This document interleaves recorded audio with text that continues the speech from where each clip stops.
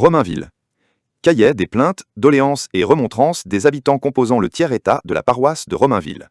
Article 1er.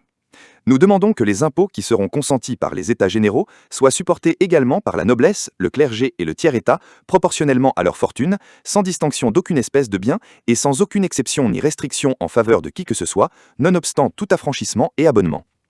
Article 3. Que le sort de messieurs les curés et de messieurs les vicaires soit amélioré, et que l'on défende expressément la pluralité des offices et bénéfices, et qu'on oblige les ecclésiastiques à la résidence. Article 4. Que dans chaque paroisse de 200 feux et au-dessous, il soit établi un hospice desservi par une ou deux sœurs de la charité qui, par leurs soins et leur piété, rendraient à ces paroissiens de bons ouvriers, qui périssent victimes de l'ignorance et du défaut de soins, qui d'ailleurs élèveraient les jeunes filles dans les sentiments de religion, de travail et d'instruction, capables de les rendre un jour utiles à leur paroisse.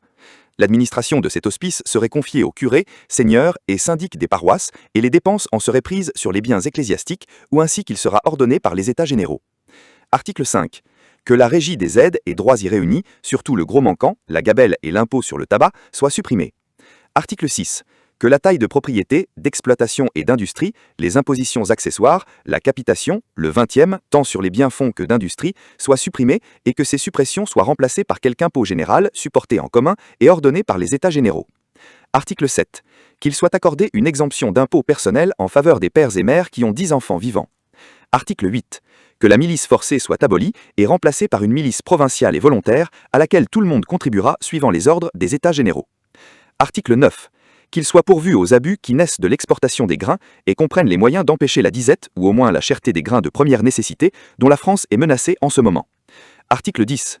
Que, vu les dommages considérables que le gibier et surtout les lièvres, lapins et perdrix causent aux fruits de la campagne, les capitaineries soient supprimées, ainsi que la chasse des seigneurs particuliers, sous telle modification qui sera jugée par les États généraux.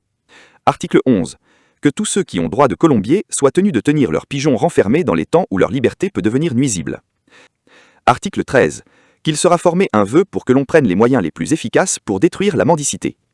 Article 14. Qu'il soit ordonné, surtout dans les campagnes, que l'on ne pourra intenter un procès sans s'être présenté d'abord devant des juges de paix, qui termineraient à l'amiable les contestations ou qui donneraient leur avis pour être portés devant le juge. Que de procès par ce moyen seraient étouffés dès leur naissance. Comme la plantation des bois dans les terres de culture porte beaucoup de préjudice aux habitants de Romainville, en particulier, il supplie les États généraux d'ordonner qu'on ne pourra planter des bois sans les environner d'un fossé large de 4 pieds et profond de 3 pour préserver les habitants du tort qu'ils leur causent.